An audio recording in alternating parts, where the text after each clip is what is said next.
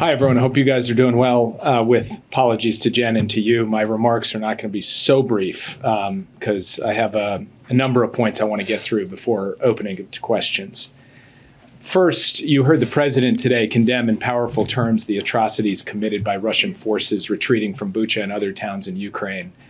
The images that we see are tragic, they're shocking, but unfortunately, they're not surprising. We released information even before Russia's invasion, showing that Russia would engage in acts of brutality against civilians, including targeted killings of dissidents and others they deemed a threat to their occupation. And as the horrific images that have emerged from Bucha have shown, that's exactly what they have done. We had already concluded that Russia committed war crimes in Ukraine, and the information from Bucha appears to show further evidence of war crimes. And as the president said, we will work with the world to ensure there is full accountability for these crimes. We are also working intensively with our European allies on further sanctions to raise the pressure and raise the cost on Putin and on Russia. Today, I'd like to take a step back and talk about where we are and where we think we're going. Russia launched its invasion of Ukraine more than a month ago. When Russia started this war, its initial aims were to seize the capital of Kyiv, replace the Zelensky government, and take control of much, if not all, of Ukraine. Russia believed that it could accomplish these objectives swiftly and efficiently. But Russia did not account for the strength of the Ukrainian military and the Ukrainian people, or the amount or effectiveness of military assistance provided by the United States and its allies and partners. The Ukrainian people, backed resolutely by the United States and other nations, have held firm. Kyiv and other cities still stand. The Ukrainian military has performed exceptionally well, and many Ukrainian civilians have joined local militias in addition to using nonviolent means to resist. Vladimir Putin also believed that the West would not hold together in support of Ukraine. Russia was surprised that President Biden and the United States were so effective in rallying the world to prepare for and respond to the invasion. And after President Biden reinforced and reinvigorated Western unity at a series of summits in Brussels just 11 days ago, the Russians have now realized that the West will not break. At this juncture, we believe that Russia is revising its war aims.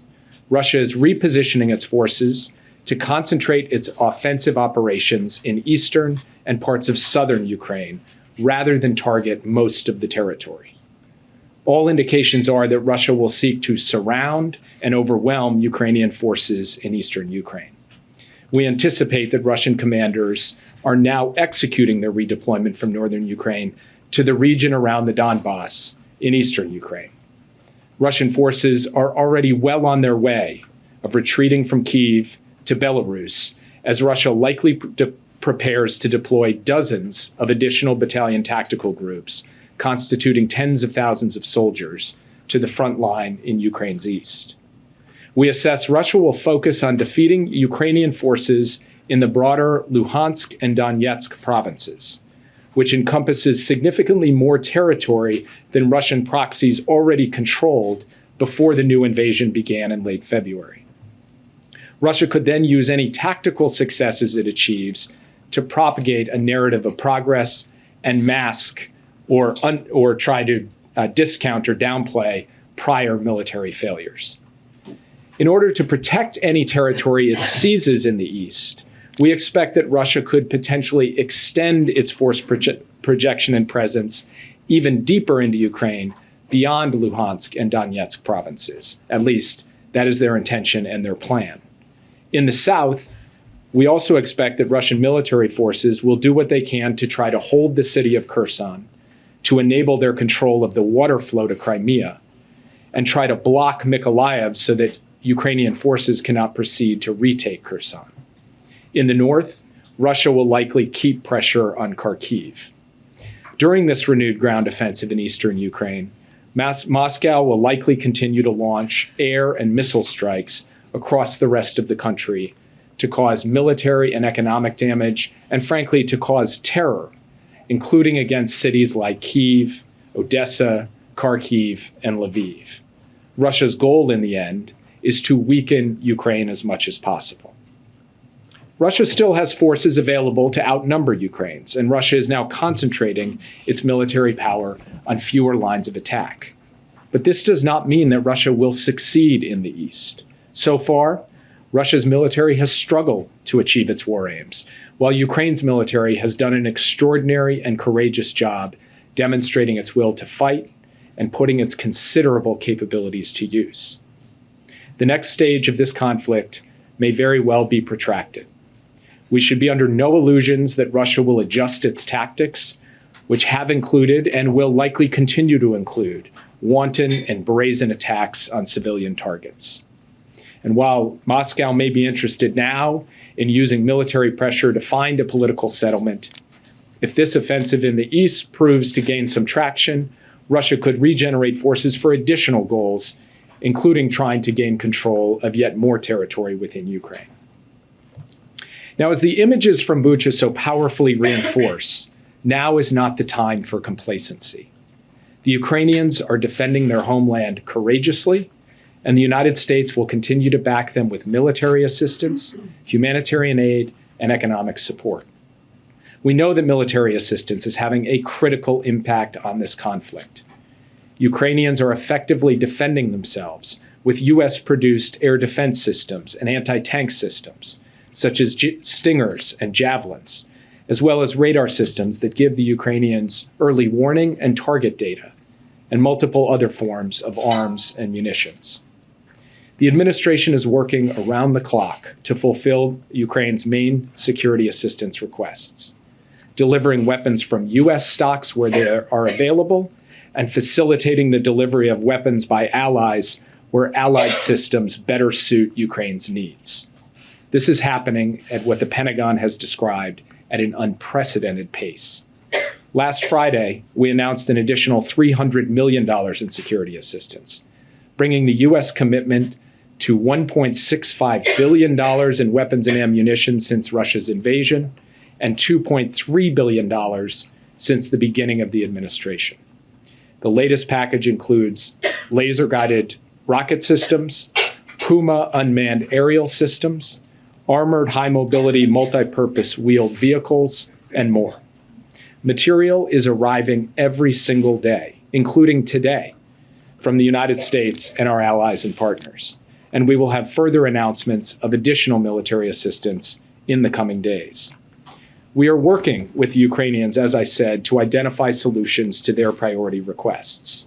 In some cases, that means sourcing systems from other countries because the US either doesn't have the system or doesn't have a version that could effectively be integrated into the fight.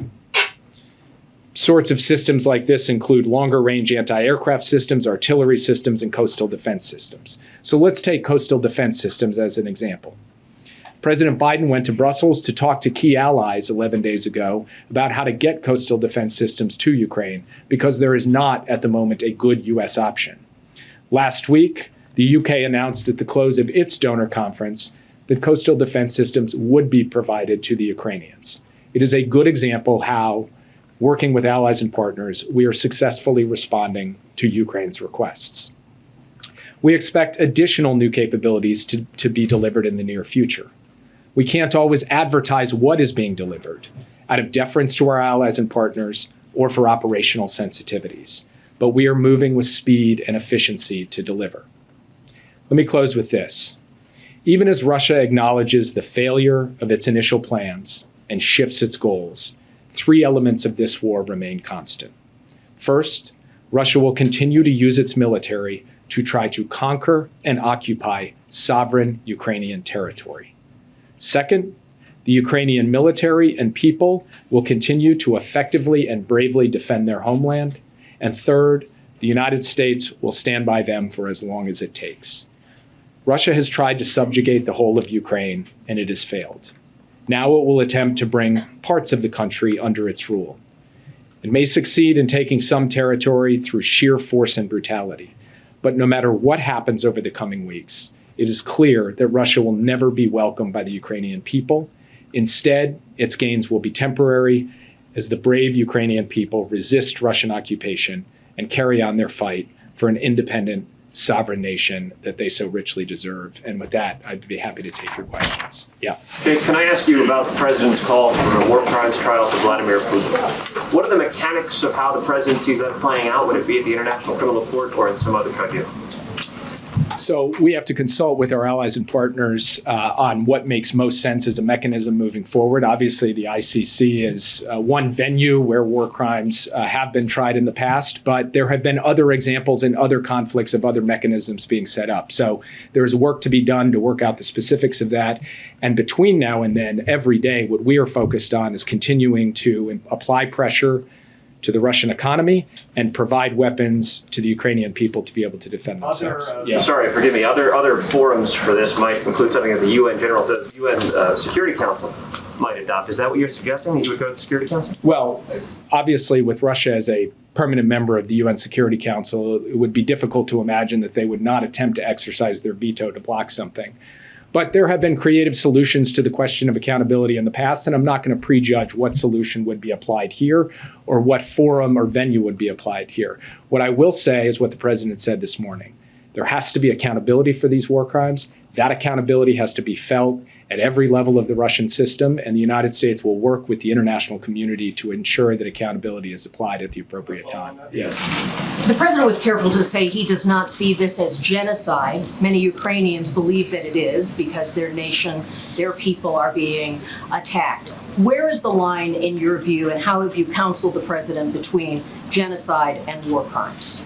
So this is something we, of course, continue to monitor every day. Based on what we have seen so far, we have seen atrocities, we have seen war crimes, we have not yet seen a level of systematic deprivation of life of the Ukrainian people to rise to the level of genocide. But again, that's something we will continue to monitor. There is not a mechanical formula for this. There is a process that we have run just recently at the State Department to ultimately determine that the mass killing of Rohingya in Burma constituted genocide. That was a lengthy process based on an amassing of evidence over a considerable period of time and involving, frankly, mass death, the mass incarceration of a significant portion of the Rohingya population. And we will look to a series of indicators along those lines to ultimately make a determination in Ukraine. But as the president said today, we have not arrived at that conclusion yet. Yes. Thanks. I just have three quick questions. When you say the next stage will be protracted, do you mean years? I mean, Russia has been in Crimea and Donbass since 2014. What's protracted? So we can't predict, but I would just say that so far this conflict has lasted a little more than 5 weeks. And yet, in that time, we've seen an enormous amount of killing and death, and also an enormous amount of bravery and success on the part of the Ukrainian forces. What I'm saying when I say protracted is that it may not be just a matter of a few more weeks before all is said and done. That first, quote unquote, phase of the conflict, of the Russians put it, was measured in weeks. This next phase could be measured in months or longer. In the beginning, the consensus seemed to be Russia was unstoppable. We just had to make the price as high as possible for them. Then new thinking is maybe Ukraine can actually win. Do you agree with that? And what would winning look like? So we believe that our job is to support the Ukrainians. They will set the military objectives. They will set the objectives at the bargaining table. And I'm quite certain they are going to set those objectives at success. And we are going to give them every tool we can to help them achieve that success. But we are not going to define the outcome of this for the Ukrainians. That is up for them to define and us to support them in. That's what we're going to do. And we do have confidence in the bravery, skill, and capacity of the Ukrainian armed forces and the resilience of the Ukrainian people. One quick thing on chemical weapons. The president and other allies have promised consequences without saying what they would be. Last time Russia used chemical weapons, there were sanctions, but not very stiff ones. Are you ready to define consequences? So I'm going to say the same thing I've said from this podium that the president has said from a podium down the hall in this same building, which is that Russia will pay a severe price. We have communicated to them directly. We have coordinated with our allies and partners, and I'm not going to go further in terms of the specifics here today. The administration initially did not call this war crimes, and eventually they did after what they saw on the ground. Do you think that's going to be the case with calling it a genocide? Well, so first, it's not just that we sit around and debate terms and then ultimately decide to apply a term based against static circumstances. We watch as things unfold. We gather evidence. We continue to develop facts. And as we gathered evidence and as we got the facts together, we ultimately came to the conclusion that war crimes were committed. And in fact, I would say on this front, President Biden was a leader. He went out and said, Putin is a war criminal. And many of you raised your eyebrows at that. Many people out in the public raised their eyebrows at that. And now you see the scenes coming out of Bucha today. And so he's not going to hesitate to call a spade, to call it like he sees it, and neither is the U.S. government. So as the facts develop, could we see ourselves reaching a different conclusion on that question? Of course we could, but it's going to be based on evidence and facts as we gather it along the way. And two more quick ones for you. On the sanctions that the president was talking about today, should we expect those this week? Or what's the timing? You can expect further sanctions announcements this week, and we are coordinating with our allies and partners on what the exact parameters of that will be. But yes, this week we will have additional economic pressure elements to announce. Thank you. And my last question quickly, you keep using the word retreat instead of reposition. How much is that in part due to the spring conditions, the muddy conditions that are on the ground in Ukraine? The reason I use the phrase retreat is just kind of quite simple common sense. It's not some fancy technical military term. It's a term that all of us understand, which is if you run pell-mell for an objective and you get stopped and then you start to get beaten back and then you withdraw, you pull out, that's what I would call a retreat. That's what happened to the Russians in Kyiv. They attacked Kyiv, they failed, they started to get beaten backwards by the Ukrainian military, and they ultimately retreated back across the border into Belarus. Now, with those forces, as I said in my opening comments, they are not intending to stand pat. They are going to reposition those forces to go after a different objective, a scaled down objective, but nonetheless a dangerous and disturbing objective, which is to conquer and occupy territory in eastern Ukraine. And now it's our job to help the Ukrainian people have the tools they need to be able to stymie that objective. That is what we're intent on doing at this time. I know you're not willing to call it a genocide, but does the U.S. government have information that you can that you can use to independently corroborate Ukraine's allegations about atrocities in Bucha? So we have obviously got access to a lot of the information that you all have. We also have information that the Ukrainians have provided us directly, and we will also work with fact finders, independent fact finders as we go forward to get to a level of documentation that allows us to help build very strong dossiers of evidence for war crimes prosecutions. And that is what we intend to do.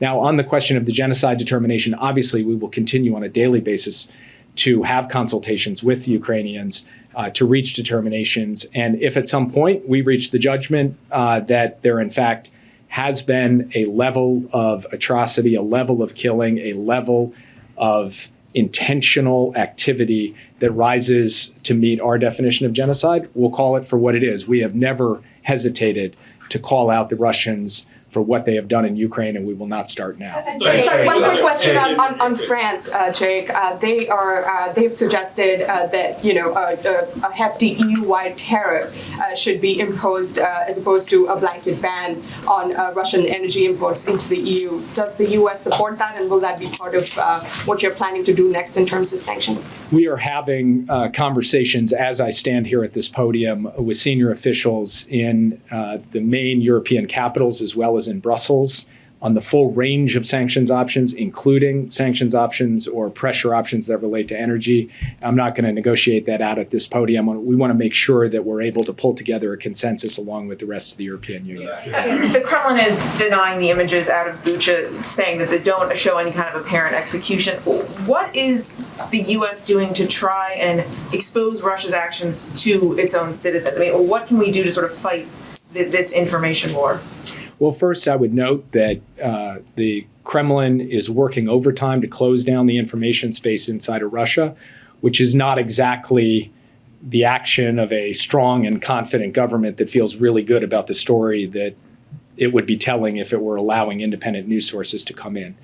Second, we are, of course, supporting through a variety of means the provision of information about these atrocities and about the entire effort by the Russians to unjustly and unlawfully invade a sovereign neighboring country, not just to the Russian people, but to people everywhere. We will continue to do that.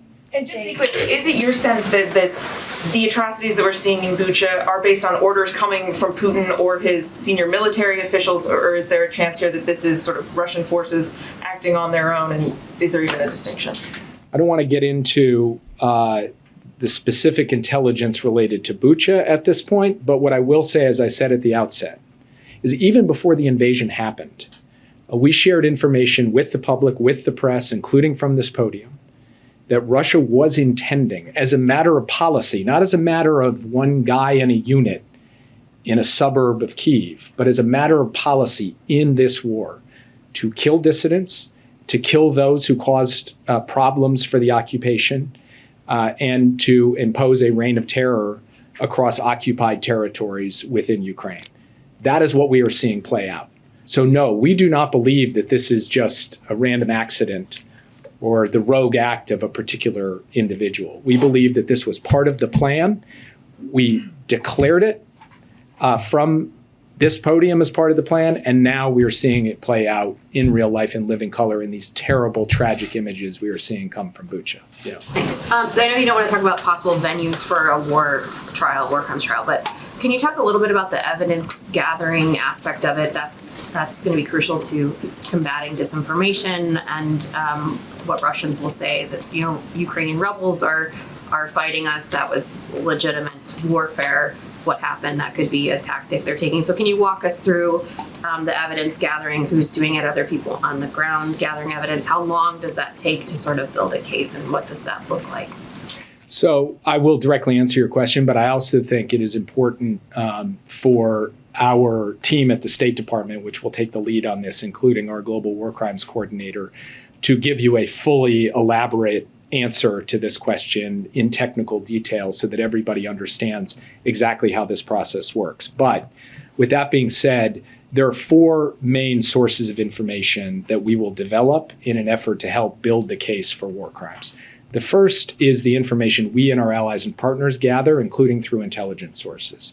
And we actually, within our intelligence community, had previously stood up a team to be able to document and analyze war crimes and work closely with the State Department in doing so. And we're also coordinating with key allies and partners who have their own capacities.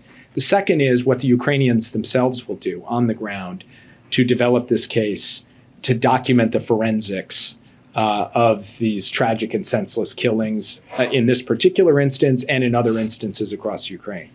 The third is international organizations, including the United Nations, but others as well, prominent international non-governmental organizations with real credibility and expertise in this area. And then the fourth is all of you, because part of building this case is relying upon the global independent media who has images, interviews, documentation. And when you put all of those four sources together, you can build, we believe, a package that can stand up to the relentless disinformation we are likely to see and have already started seeing from Russia, and that ultimately the truth will withstand the assault on the truth that we can expect to come from Moscow. On former President Trump, he's having Save America rallies where he's decrying the Biden administration, decrying the response that you all in the White House have been given to this war in Ukraine. He said if he was in here in office, he would do it better. It wouldn't happen under him. What is your response to the former President Donald J. Trump saying these things about the current administration? I don't have a response to the former president. We are focused on getting the job done, getting the support to the Ukrainian people that they need, applying unprecedented pressure to the Russian economy, and building a form of Western unity that no one could reasonably have expected and that we have sustained through the early weeks of the war and will sustain for the period ahead. And I'll leave the commentary on what the former president said to others. Do you think they're doing enough? Thank you very much. Thanks, Jake. To follow up on what you said about Ukraine setting terms for any potential resolution, President Zelensky said on Face the Nation that with regard to any potential peace agreement, the important thing in this agreement are security guarantees, but he also said the U.S. has not provided any yet. Is the U.S. considering that, and what would that look like? So we are in regular contact, and by regular, I mean near daily contact. I personally am in near daily contact with my counterpart in the Ukrainian government, and we are talking constantly about how we can support a negotiated solution that defends Ukraine's sovereignty and territorial integrity. And we have told them that we are prepared to do our part to support that, including by ensuring that Ukraine has the means to defend itself in the future. I'm not going to get into the specifics of what those negotiations are because I believe it's very important that they have a protected space to be able to be carried out. But you can rest assured that the United States is actively working in consultation with Ukrainians to support their efforts at the peace table. And then a question on the sanctions. You just said that you're under no illusions that Russia will adjust its target. So what function will an additional sanctions package have when you announce it? So I would say two things about the sanctions. One is that sanctions are intended to impose costs so that Russia cannot carry on these grotesque acts without paying a severe price for it. The other is to have an effect on Russia's behavior over time. But as President Biden has made clear repeatedly, we don't expect that that shift in behavior will be caused by sanctions overnight or in a week. It will take time to grind down the elements of Russian power within the Russian economy, to hit their industrial base hard, to hit the sources of revenue that have propped up this war and have propped up the kleptocracy in Russia. That's going to take some time to play out. But there's no better time than now to be working at that so that the costs end up setting in and that ends up sharpening Russia's choices. So sanctions are not alone going to solve any of these problems, but they are a critical tool in ultimately producing a better outcome to this conflict than it would otherwise be produced. Have the revelations about Bucha prompted the administration and its allies to reconsider what kind of military assistance to provide to Ukraine? Are tanks now part of potential transfers that could be provided to the Ukrainian military? So I'm not going to get into certain specific systems because, as I said at the outset, there are operational sensitivities and the sensitivities of our allies and partners for why we wouldn't speak about a particular capability like tanks. But I will say this, even before Bucha, the United States was working with Ukrainians on every item on its priority list and how we could go ahead and ensure that that could be provided to them. The only capability that we have discussed with them where there has been a difference in perspective that has been played out in living color in this podium many times over has been the question of direct facilitation from a U.S. airbase in Germany into contested airspace over Ukraine of MiG-29s.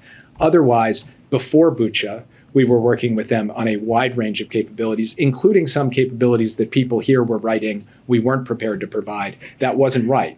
Now, it's hard for me to correct the record in every case because for very good reasons, some of these systems we cannot advertise. We cannot talk to you all about.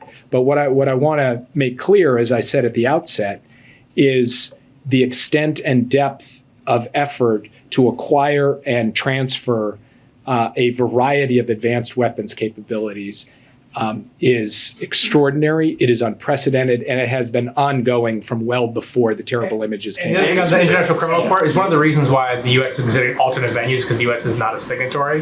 And does that undercut the U.S. push to hold Putin accountable with a war crimes trial of some kind when the U.S. is not a signatory to the International Criminal Court? The U.S. has in the past been able to collaborate with the International Criminal Court in other contexts, but despite not being a signatory. But there's a variety of reasons one might consider alternative venues as well beyond the specific relationship between the U.S. and the ICC. Most importantly, this is not a decision the United States is going to make by itself. We're not going to make the call out of Washington for the appropriate venue for accountability. That is going to be done in consultation with allies and with partners around the world. And I don't want to prejudge those conversations. They're ongoing.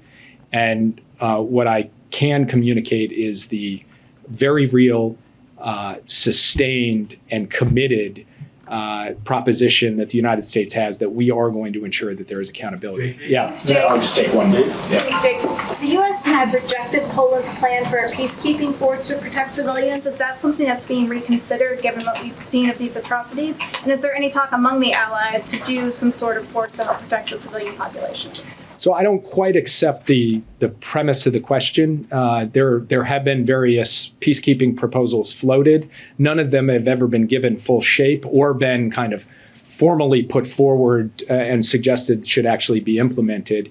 And so we continue to consult with our allies and partners, including Poland, on what makes sense going forward. We have not yet seen a proposal that actually has been fleshed out that could be operationalized. The one thing that the United States has made clear throughout this is that it is not our intention to send U.S. soldiers to fight Russian soldiers in Ukraine. But in terms of the supply of capabilities, in terms of other steps to support the Ukrainians, and to do our best to protect civilians in Ukraine, we continue to look at every possible option, including in consultation with our partners on that. One more. I'll leave it there. One more, China. Thank you, Jake.